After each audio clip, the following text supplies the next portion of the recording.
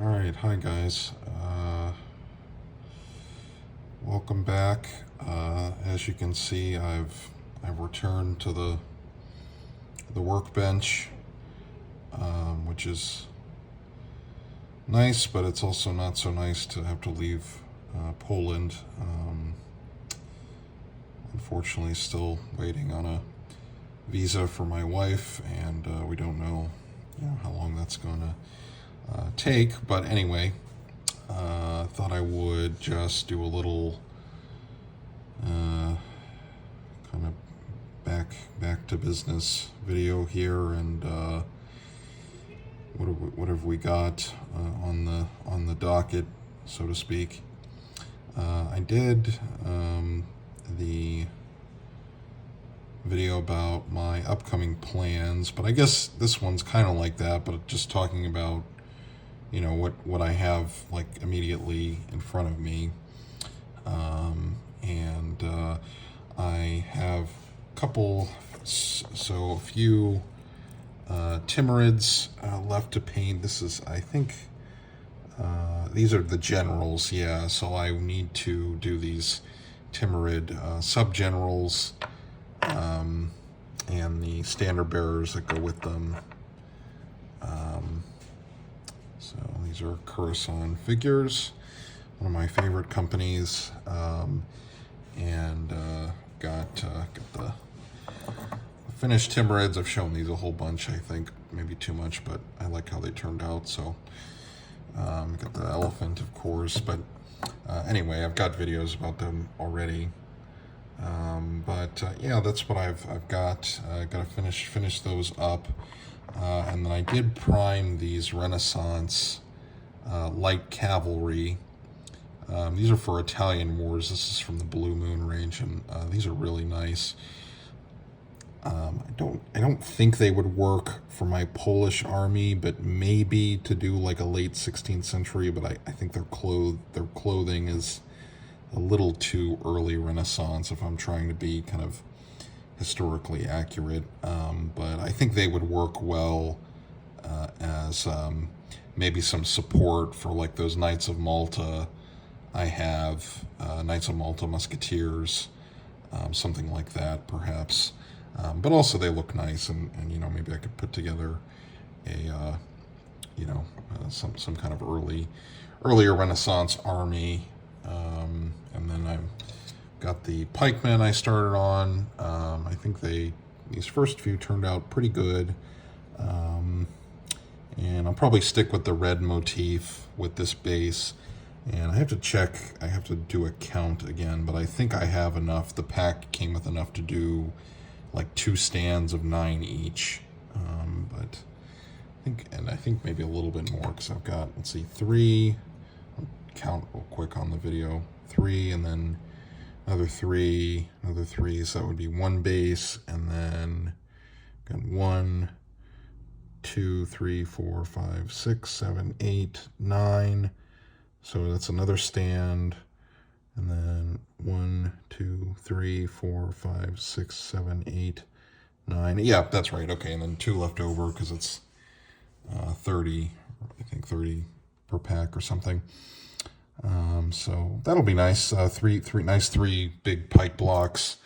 I think doing it 3x3 on these 40 by 40 millimeter bases will be look nice. Look like a nice dense formation. I was noticing though these Blue Moon figures are quite bigger in scale compared to the Coruscant. Like, you can see the men are like basically the same height as the horse.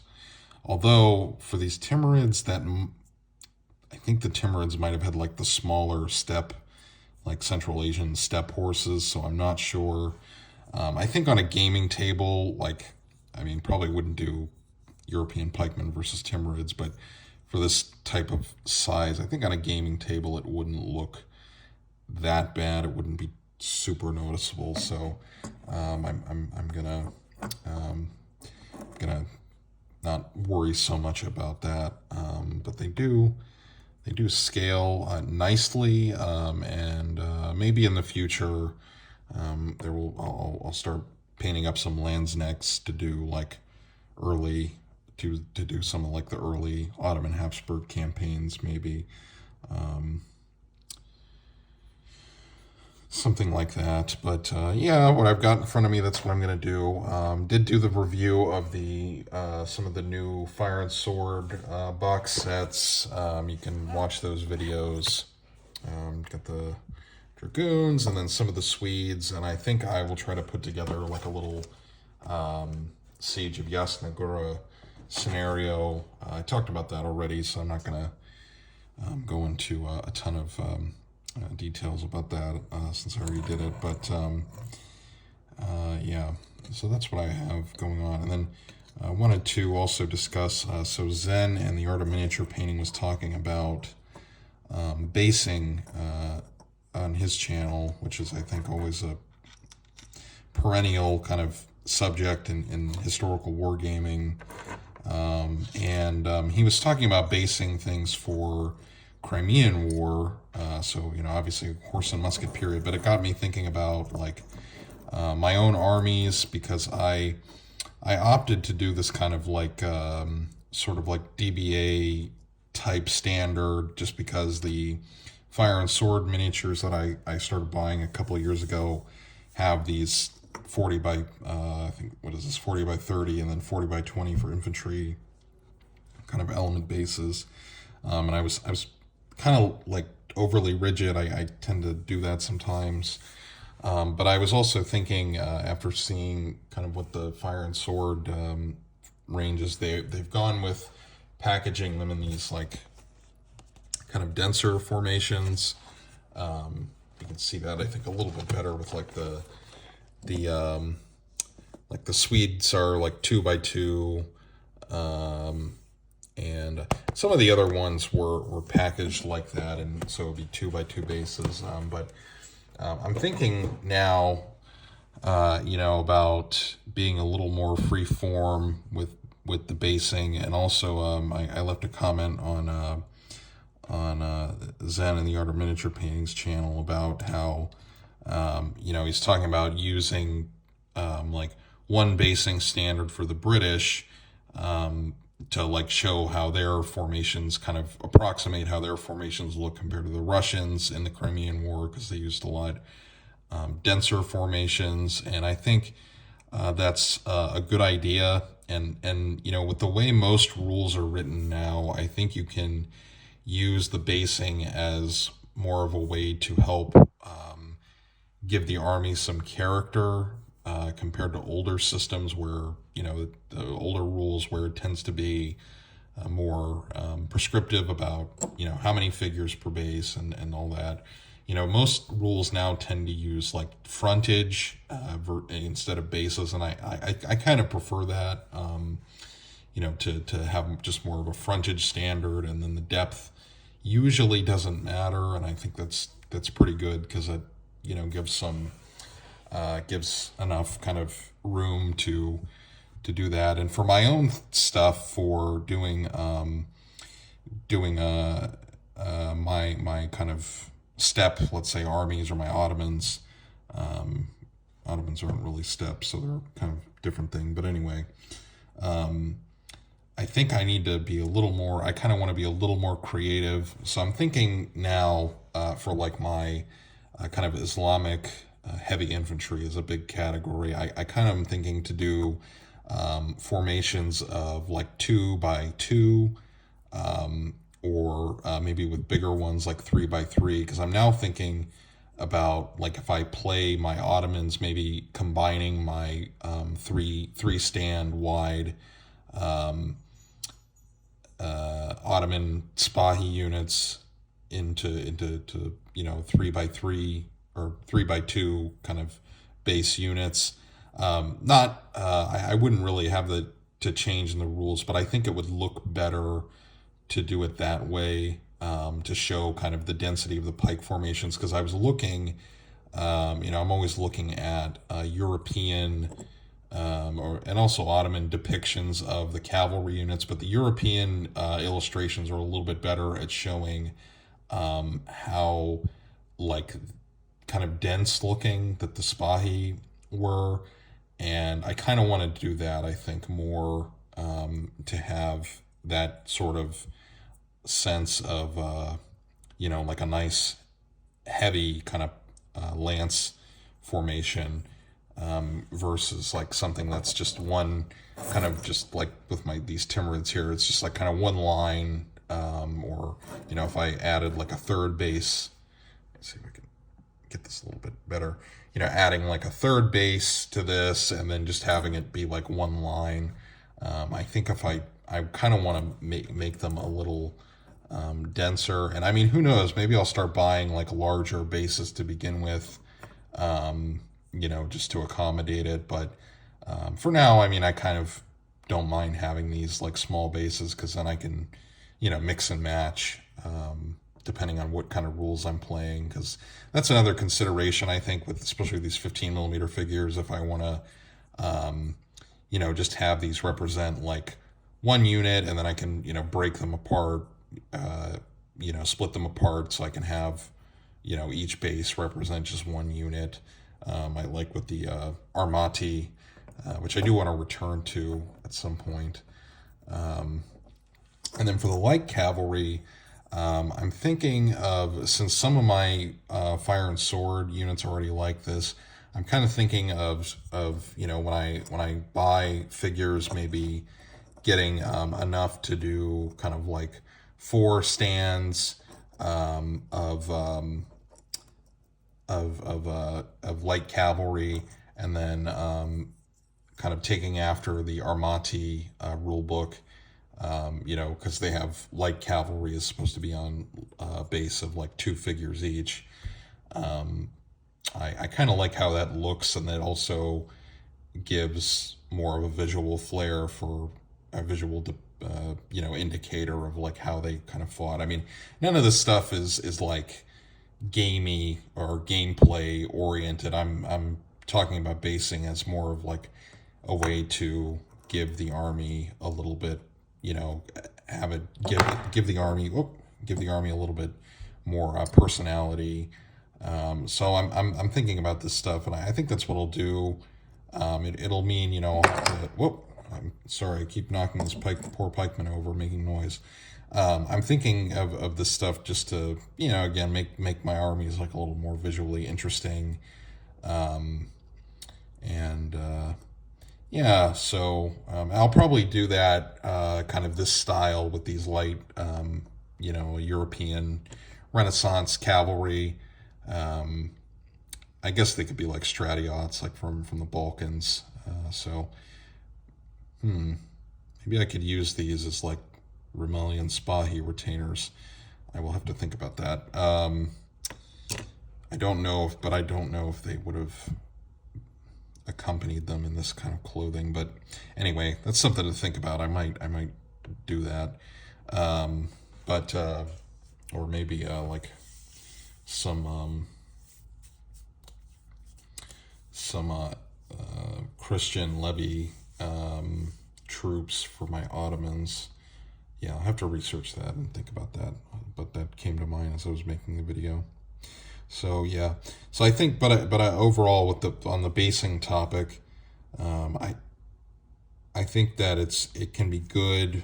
It's good in general that the basing is not as strict in the rules as it was, and in my experience with historical gaming, I think the frontage is important, but to have like kind of a semi-consistent frontage. But I mean, with the club I used to be able to meet with, hopefully I can meet with them again, but anyway,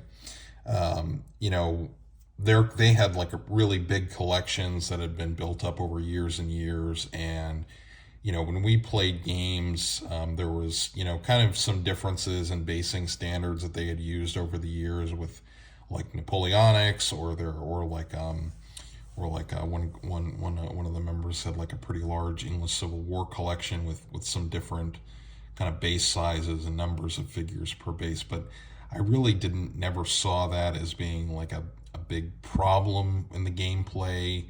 Most people weren't haggling over like, the frontages being slightly different. So yeah, that's what I was thinking about. But like I said, I think the main point is it can help us make armies look a little more interesting.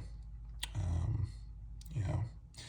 Another thing I was coming up with while I was driving back here today was doing an updated how to start an Ottoman miniature wargaming army.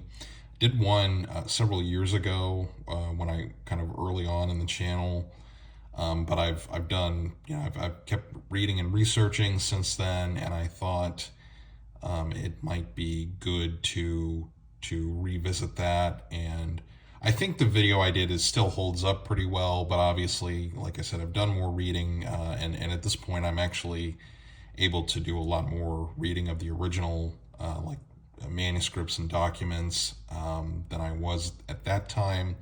So I think it might be better because there are a lot of the army lists in war game rule books are not very good with the Ottomans, and I could probably give a better idea of kind of what to do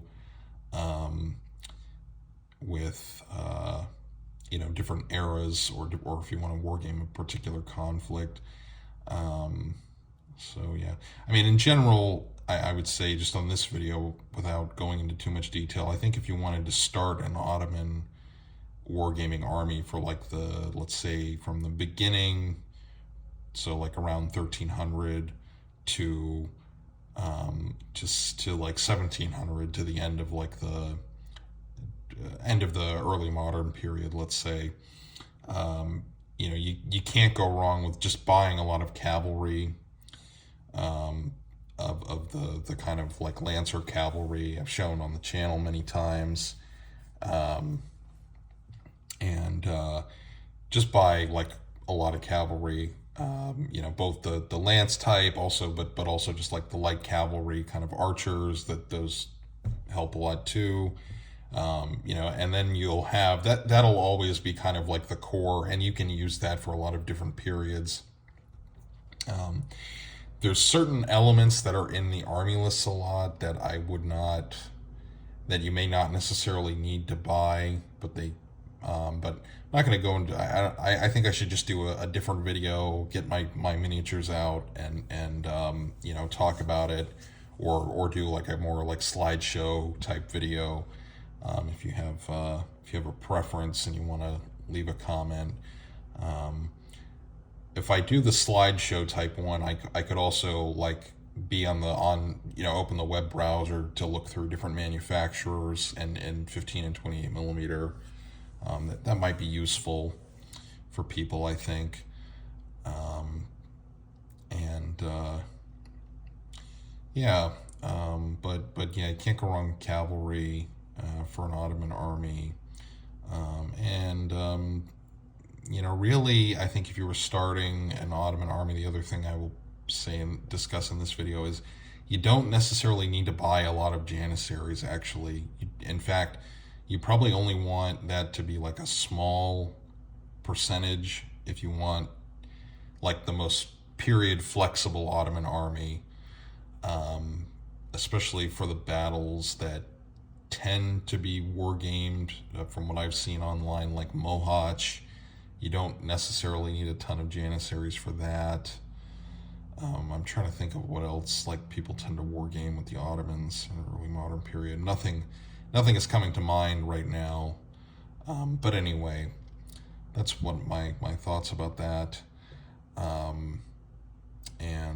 think I will do an updated revisit that. Start doing the streams again. I did kind of miss doing those. I like doing it because it gives me a place to just kind of think out loud and chat with you guys, which is nice. And yeah, so I think this will be, get some good hobbying in the next couple months.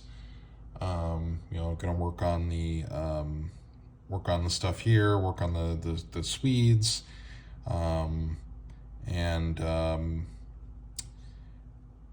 if I can afford to buy more figures for the Timurids, I would like to, because the Blue Moon Crusade range figures are pretty nice, and I think they would work quite well. I don't know if I discussed this on the video. I know I was chatting with Kevin Kraus of the Kraus Collection channel.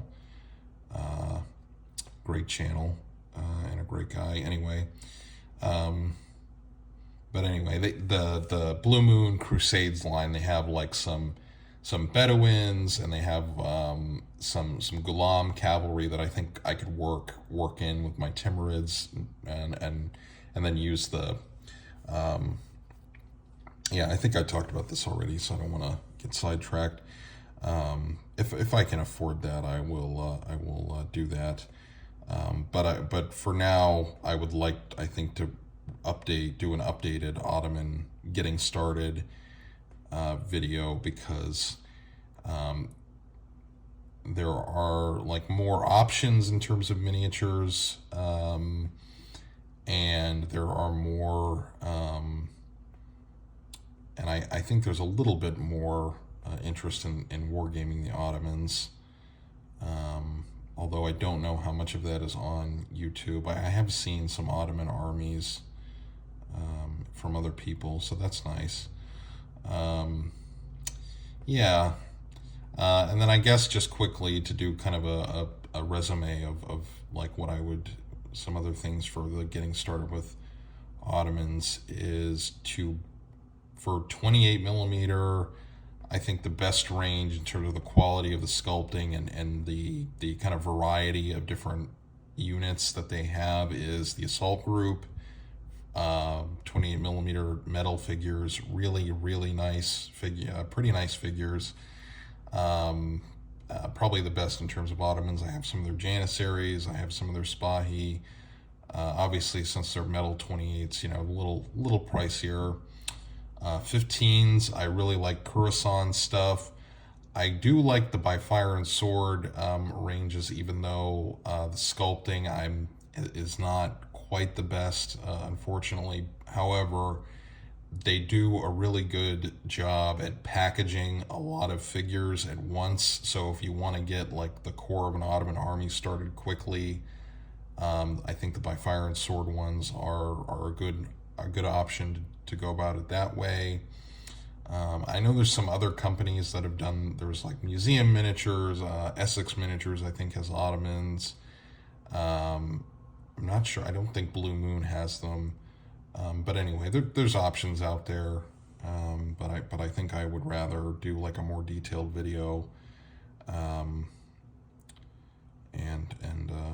since I've done the research, so.